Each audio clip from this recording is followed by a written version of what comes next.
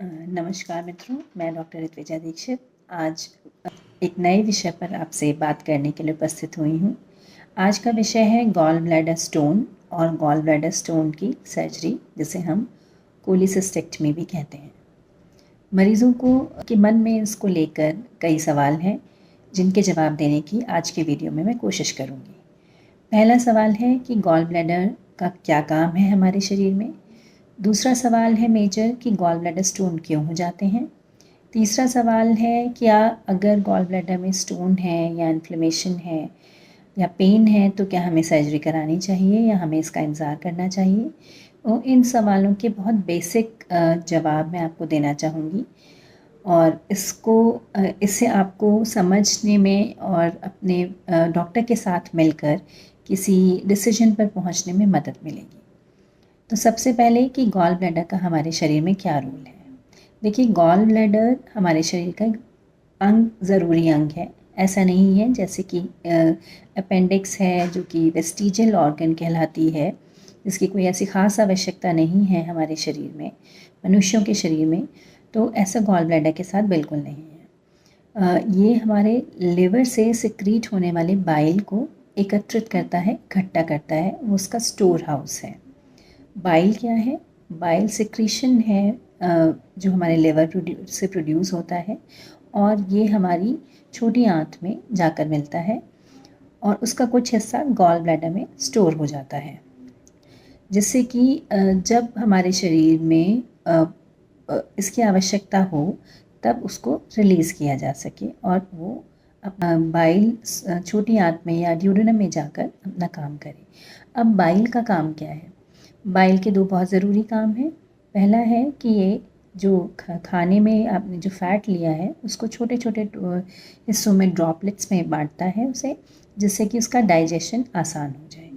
फिर दूसरा इसका काम है फ़ैट सेल्स को जो डाइजेशन हो चुका है जिनका, उसकी एब्जॉर्प्शन में मदद करता है। तो ये दो इसके बाइल के ज़रूरी काम हैं। बाइल ही लिवर से प्रोड्यूस हो रहा है, गॉल ब्लैडर उसको प्रोड्यूस नहीं कर रहा है और वो हमारे गॉल ब्लैडर में एक हिस्सा उसका गॉल ब्लैडर में स्टोर रहता है। लिवर लगातार बाइल बनाता है जबकि गॉल ब्लैडर उसे स्टोर रखता है। जब हम कोई हैवी मील खाते हैं तो गॉल ब्लैडर सिकुड़ता है और उसके सिकुड़ने पर ड्यूडेनम में या छोटी आंत में एक बड़ा हिस्सा बाइल सिक्रीशन का आंत में पहुंचता है और फैट के एब्जॉर्प्शन और उसको ब्रेक करने, एब्जॉर्प्शन लायक बनाने में मदद करता है।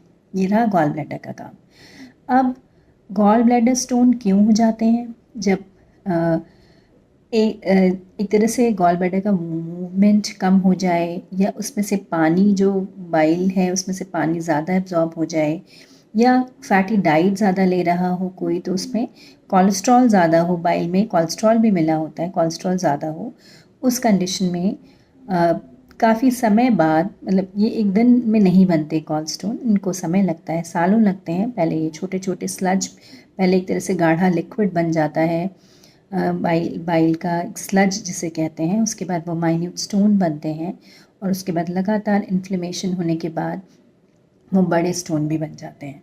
तो ये एक तरह का प्रोसेस है, इसमें समय लगता है। तो एकदम से ऐसा नहीं होता कि आज आपने 6 महीने पहले में कुछ ऐसा किया। ये भी एक तरह का लाइफस्टाइल डिसऑर्डर है और इमोबिलिटी की वजह से काफ़ी, अगर हम बहुत 60-70 वालों के उम्र के लोगों का अगर हम कराएंगे अल्ट्रासाउंड तो काफ़ी लोगों में गॉल स्टोन मिलेंगे जो एसिम्प्टोमेटिक भी हो सकते हैं, यानी कि उनका कोई पता भी नहीं चले, एक्सीडेंटल फाइंडिंग भी हो सकती है। तो अब आता है दूसरा कि क्या हमें गॉल स्टोन अगर हमारे हैं तो क्या हमें सर्जरी करानी चाहिए। इसका सही जवाब देना इस वीडियो में ऐसे संभव नहीं है, इसमें बहुत सारे फैक्टर्स डिपेंड करते हैं। लेकिन अगर अल्ट्रासाउंड में गॉल स्टोन सिग्निफिकेंट साइज़ के आ रहे हैं और गॉल ब्लैडर की वॉल इन्फ्लेम्ड है, थिक हो रही है और पेशेंट को एपिसोडिक पेन भी होता है, तो इसका मतलब जो उसकी स्टोरेज कैपेसिटी है वो उतनी अच्छी अब काम भी नहीं कर रही है क्योंकि उसमें स्टोन भरे हुए हैं। तो अगर सिम्प्टोमेटिक है, पेशेंट की एज ज़्यादा है और डॉक्टर आपके अल्ट्रासाउंड देखकर कह रहे हैं कि ये किसी भी समय कॉमन बाइल डक्ट में जो आंत की तरफ जाती है या लिवर की तरफ से जोड़ती है, वहाँ पर अगर ये ब्लॉक कर दे, उसे रोक दे, तो कंडीशन डिटोरिएट भी हो सकती है और फिर इमरजेंसी में सर्जरी करानी पड़ती है। तो ये डिसीजन असल में सर्जन का अल्ट्रासोनोलॉजिस्ट के साथ मिलकर लेना होता है और वो आपको इस बारे में सही सलाह देंगे।